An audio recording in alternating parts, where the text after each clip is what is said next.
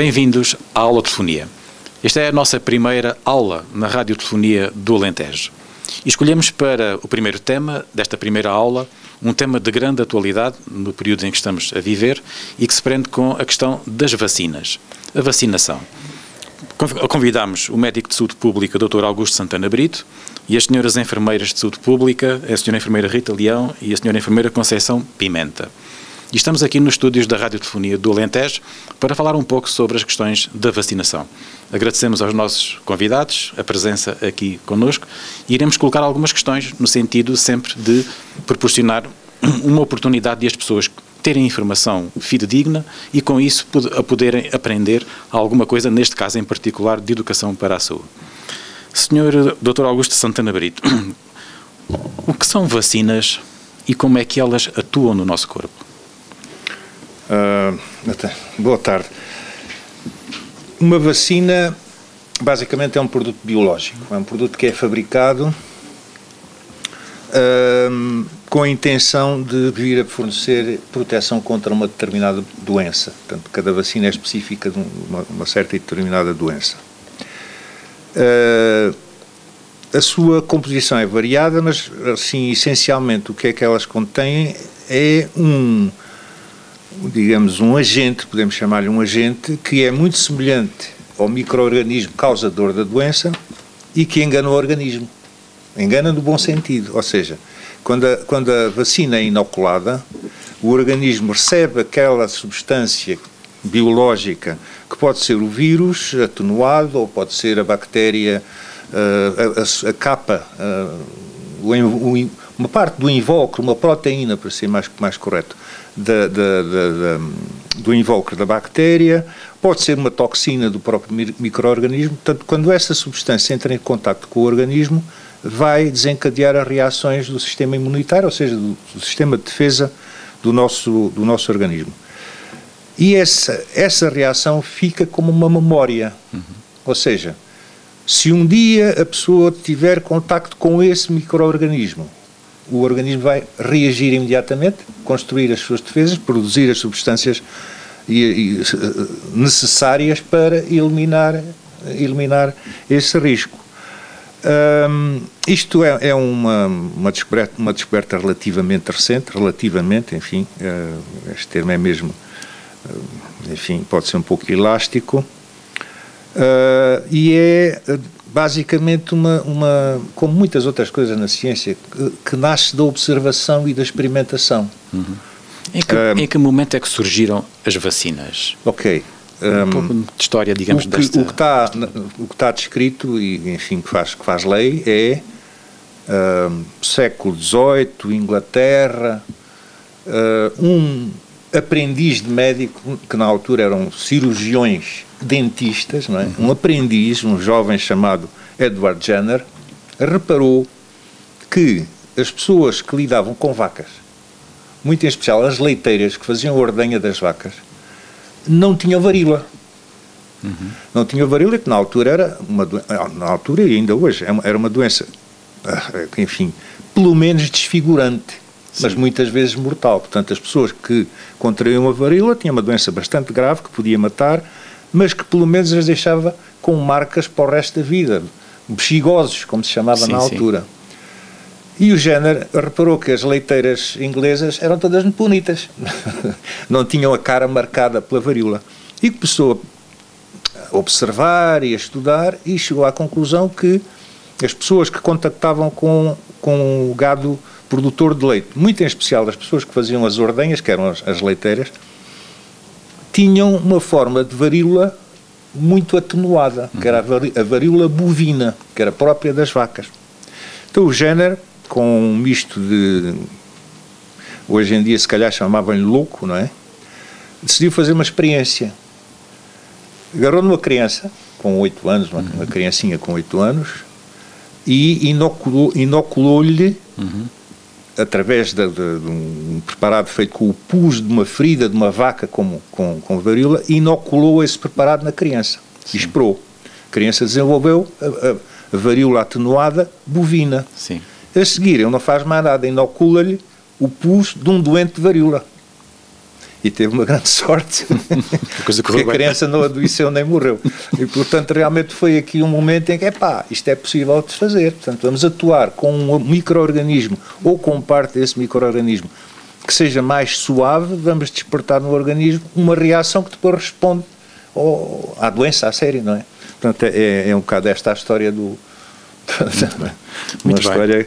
É uma história muito interessante e que marca, digamos, também a própria história da medicina, certamente. Sem dúvida. E a partir daí desenvolveu-se toda uma fileira, digamos, de prevenção na nossa saúde. E eu agora passava um pouco para as questões, digamos, de saúde pública, ia falar um pouco com as senhoras enfermeiras que estão aqui ao meu lado, e falarmos um pouco do Programa Nacional de Vacinação, uma vez que trabalham nesta área e são responsáveis por uma parte significativa da vacinação pública aqui na nossa zona. Essa, se me der licença, claro. Eu tenho aqui encaixado na licença que dê a resposta. Claro. É assim, Portugal é um país pobre, não é? Um país pobre, muito em especial até à segunda metade do século XX, tinha uma mortalidade infantil terrível, a mais alta da Europa. E embora na altura, portanto, meados do século XX, já houvesse, por exemplo, já se fazia a vacinação contra a varíola, e eu recordo-me perfeitamente de ter recebido na escola. Os gaiatos todos em fila, vinha uma senhora enfermeira, ou alguém que fazia de enfermeiro, com uma caneta e raspava no braço da criançada, depois aquilo desenvolvia uma pústula ali, dava ali durante o tempo, mas o que é certo é que eu e os meus companheiros de escola não tivemos varíola. Funcionava. Mas as restantes doenças infectocontagiosas, ou seja, aquelas doenças que dão infecção e que são transmissíveis de pessoa para pessoa, as outras não havia nenhuma forma de lhes dar resposta e matavam muita gente, principalmente crianças. O sarampo, a rubéola, a papeira, quando não matavam, deixavam marcas para o resto da vida. A poliomielite, por exemplo. No meu tempo de criança era comum um dos nossos amigos ou companheiros ou vizinhos de rua adoecer com uma poliomielite e ficar marcado para o resto da vida. Também era relativamente frequente uma criança ter uma meningite bacteriana e ficar com sequelas neurológicas graves para o resto da vida. Felizmente isso tudo hoje acabou. E porquê? Porque realmente foi possível desenhar e pôr em prática um plano nacional de vacinação. Portanto, a partir de 1965, o nosso país dispõe de um plano nacional de vacinação que tem vindo a ser atualizado e modificado e que tem-nos dado resultados muito, muito significativos. Muito bem. Podemos dizer que... boa tarde. Podemos dizer que as nossas taxas de vacinação aqui no nosso Alentejo e na nossa zona estão extremamente altas e estão na média, acima dos 95%, estão na média a nível nacional. Portanto, estamos todos a cumprir o Programa Nacional de Vacinação. Bem. O Programa Nacional de Vacinação destina-se a todas as pessoas, incluindo adultos, pessoas mais velhas, pessoas mais novas. Portanto, todos temos um programa individual de vacinação que devemos de cumprir. Desde 1965 o programa mantém essas características. É universal, e gratuito e descentralizado. Ou seja, ele é aplicado em qualquer, ou pelo menos na grande maioria das unidades de saúde do Sistema Nacional de Saúde.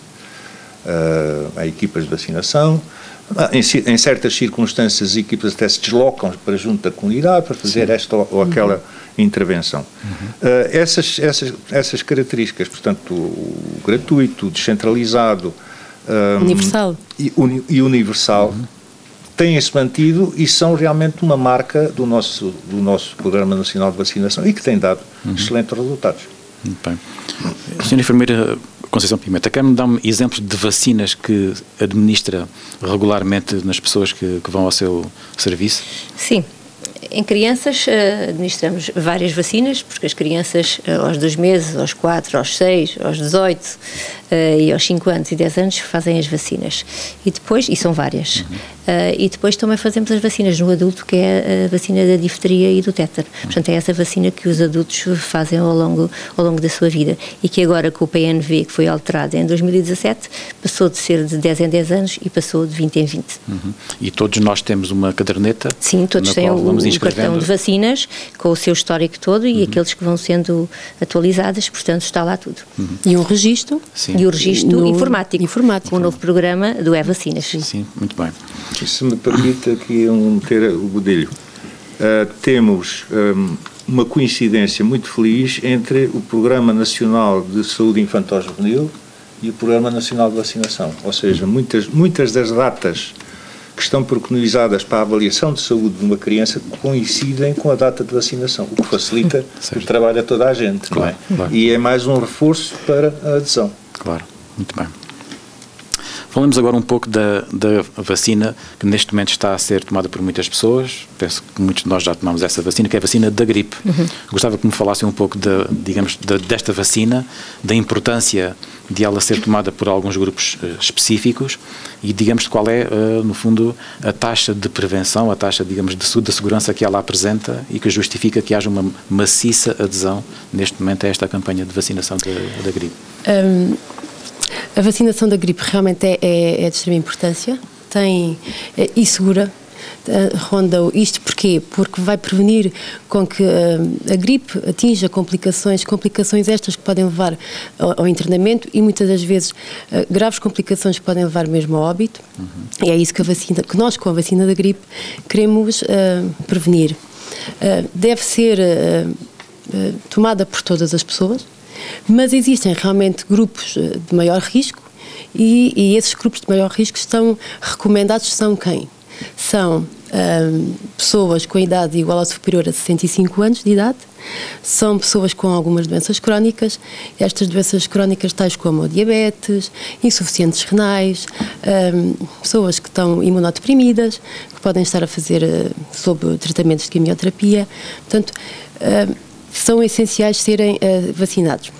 Depois também temos, mesmo que não tenham a idade de 65 anos, mesmo que sejam mais novos, devem ser todos os profissionais de saúde. Isto porquê? Porque os profissionais de saúde são realmente que estão em bastante contacto com os utentes e com os doentes e que podem transmitir também eles podem ficar contaminados e podem transmitir até aos seus próprios familiares e na comunidade. E também este ano alargou-se a vacinação da gripe também aos bombeiros, mas aos bombeiros que estejam em atividade. Sim, muito bem. Sei que também há, digamos, situações da vida de cada um que justificam que as pessoas recorram aos vossos serviços, às unidades de saúde, para serem aconselhadas a tomarem outras vacinas que normalmente não se tomam no nosso país, na nossa vida cotidiana. Estou a falar dos viajantes que vão para territórios, para locais do mundo, onde existem, digamos, doenças que nós já não, penso eu, que não teremos, digamos, com grande incidência e que, por causa disso, nós devemos ter um plano de vacinação específico. Gostaria que me falassem um pouco também disso. Pronto, de facto, a pessoa que vai para o estrangeiro deve fazer a consulta do viajante. Esta consulta consiste essencialmente no aconselhamento de medidas preventivas a adotar antes, durante e depois da viagem.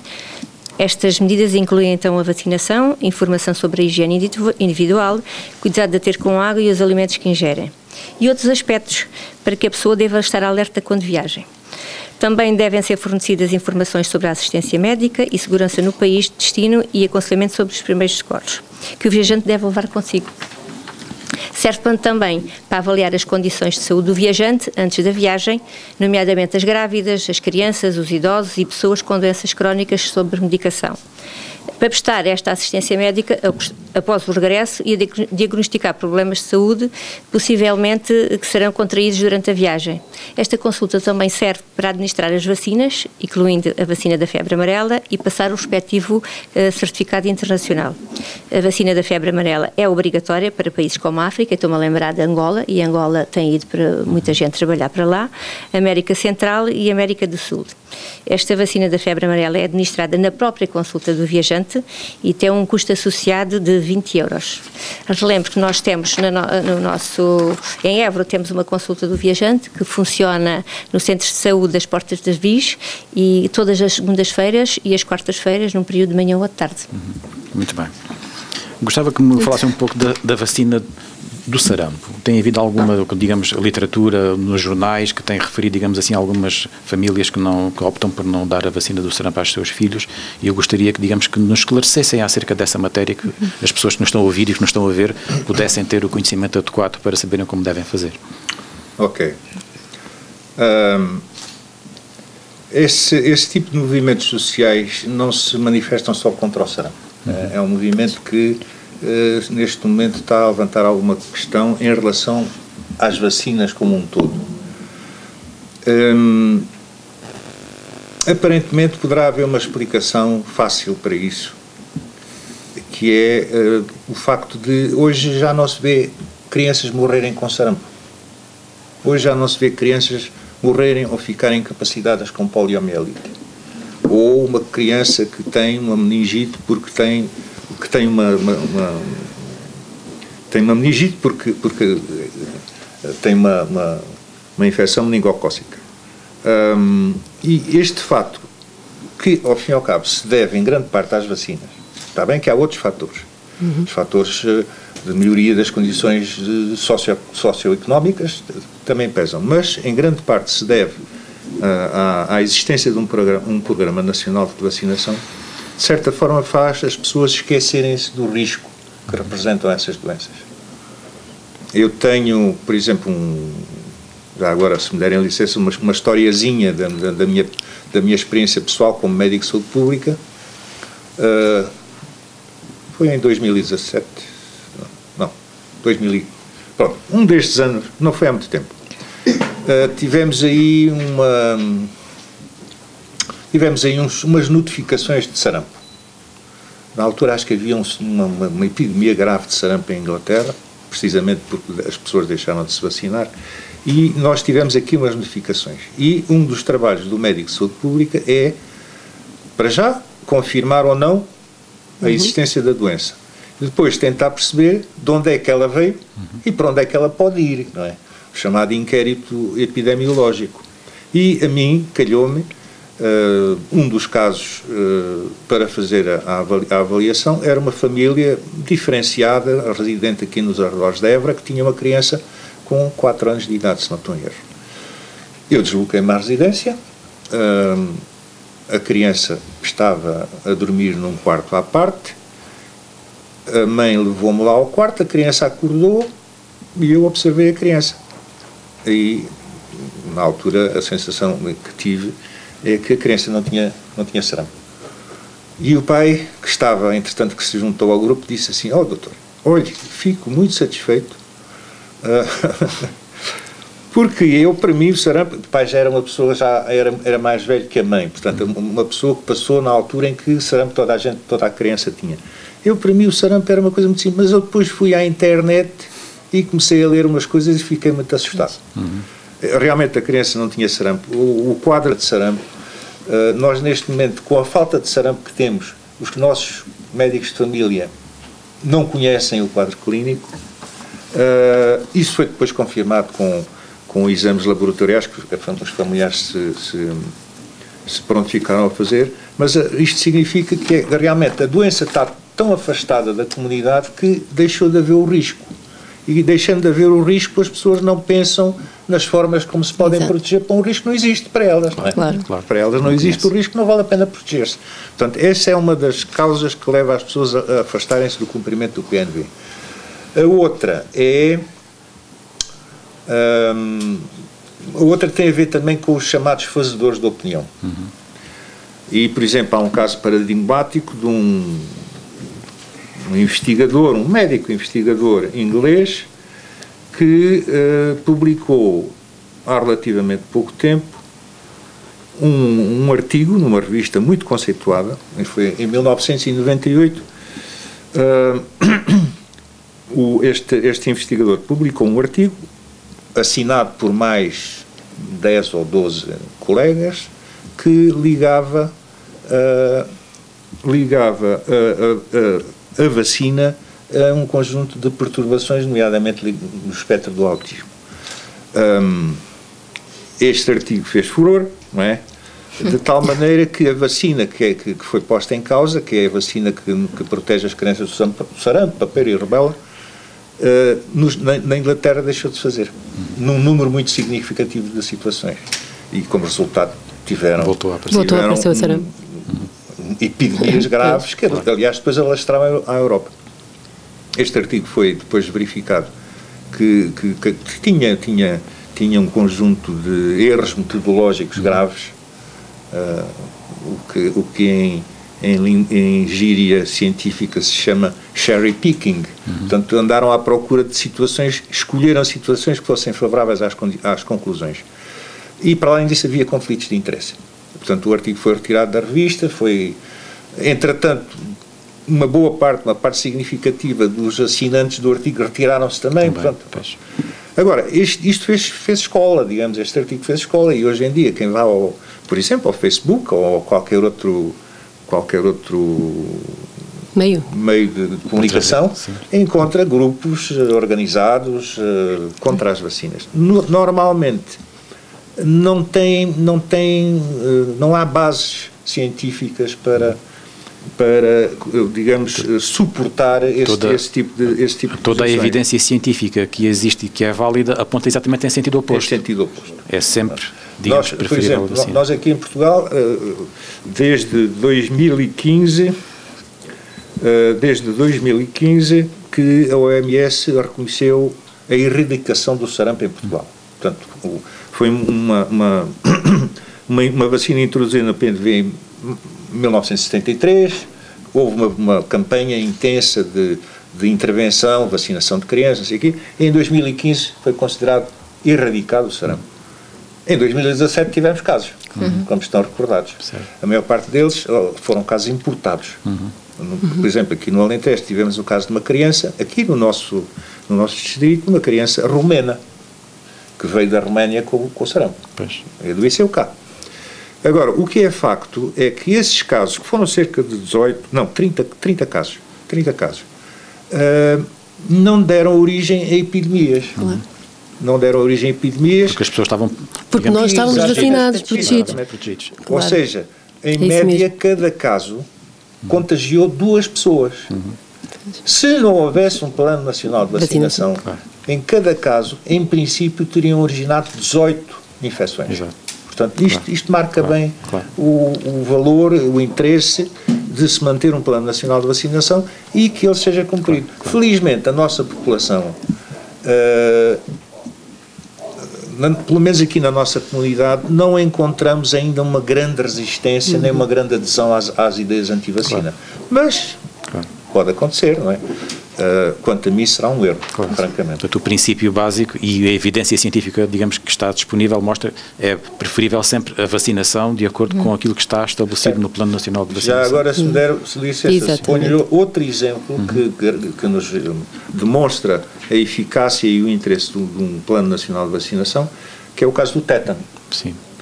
O tétano é uma doença individual no sentido que não se transmite de pessoa para pessoa. E nós, aqui em Portugal, até à segunda metade do século XX, tínhamos uma mortalidade por tétano neonatal, uma coisa incrível. Incrível. Bebés recém-nascidos que eram infectados com o tétano por deficientes práticas, portanto, muitas dessas crianças nasciam em casa, com pessoas curiosas, eram infectados com o tétano e morriam. Morriam pura e simplesmente. A partir do momento em que se começou a vacinar as grávidas, essa doença desapareceu, o tétano neonatal desapareceu. Porquê? Porque nesta e noutras circunstâncias, as defesas da mãe, que são adquiridas pela vacina, são transmitidas ao filho e duram ali durante algum tempo. Certo. Não duram a vida toda da criança, mas pelo menos protegem para aqueles 28 dias mais ou menos do período neonatal. Permita-me que se faça mais uma ou duas questões que têm a ver com, digamos, com vacinas mais recentes que são também administradas. Algumas poderão eventualmente não fazer parte do Programa Nacional de Vacinação, mas gostaria que falassem um pouco acerca delas. Por exemplo, a questão do cancro, do colo do útero. Há alguma, digamos, informação que queiram transmitir a quem nos ouve e quem nos está a ver em relação a isso? Uma vez que também tem havido evoluções nesta área. Já faz parte. Já faz parte. Já faz parte do PNV. Sim. Enfermeiração, queres dizer alguma coisa? Não, realmente a vacina já fazia parte do PNV há algum tempo, mas este ano, em 2017, a vacina, em vez de proteger contra 4 serotipos, protege contra 9. Certo. Portanto, é uma vacina que era dos 10 aos 13 anos, passou agora para os 10 anos para as crianças serem mais rapidamente abrangidas com a vacina. Todas as crianças já estão abrangidas, digamos já, assim? A partir dos 10 anos já estão abrangidas com esta vacina. Que antigamente não era gratuita, não estava no plano e agora... Não, mas já está há algum tempo. Que já é. Já está integrado. Queria também colocar-vos, digamos, a questão do cumprimento do Plano Nacional de Vacinação, estar hoje universalmente garantido através, digamos, dos serviços do Serviço Nacional de Saúde, e temos, como foi aqui referido, alguns casos, digamos, de migrantes, de pessoas que vêm para o nosso país, que são originários de territórios onde não existe esta vacinação universal e que podem transportar para dentro do nosso país algumas dessas vacinas. O nosso Serviço Nacional de Saúde tem algum programa específico destinado a estas pessoas que chegam ao nosso país e que não são portadoras, digamos, da prevenção e da proteção que nós temos, ou seja, algum programa específico para que eles possam proteger-se e receber as vacinas que não receberam? Não, eles recebem também as vacinas do PNV. Se vem uma criança dessas para cá, não tem vacinas, automaticamente, quando se dirige aos serviços de saúde, ao médico de família e aos senhores enfermeiros, eles cumprem o nosso PNV a essas crianças, então, crianças e adultos. Qualquer cidadão que venha de qualquer país integra logo, digamos, o plano exatamente, sim. Ok, muito bem. Não sei se tem mais alguma questão que gostariam, digamos, de deixar à disposição dos nossos ouvintes e dos nossos espectadores e também daqueles que irão ler o Jornal Diário do Sul e que possa ser também relevante e interessante para as pessoas relativamente a esta matéria das vacinas. Doutor, lembra-se assim de alguma coisa? Eu só reforçar a ideia de que é importante que as pessoas cumpram o seu Plano Nacional de Vacinação. É muito importante.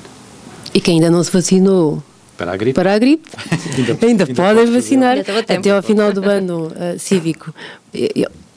E em janeiro também, ainda durante o inverno, no outono e inverno já se podem vacinar, porque ainda há vacinas disponíveis e que cheguem para toda a gente. Muito bem. Portanto, resumindo e concluindo, é fundamental cumprir o Plano Nacional de Vacinação, cada um cumprir a sua obrigação, protegemos-nos a nós individualmente e à população, à comunidade. Portanto, é também uma questão de responsabilidade social de cada um de nós, não é? As vacinas são eficazes, a evidência científica que existe e está disponível mostra a eficácia. E a segurança, também é importante referir isso. Muito importante. A vacina, digamos assim, da gripe está disponível, também mostra a sua eficácia e tem evitado, digamos, muitas complicações para uma população, digamos assim, às vezes bastante idosa e que tem, digamos, alguns problemas relacionados com a sua saúde.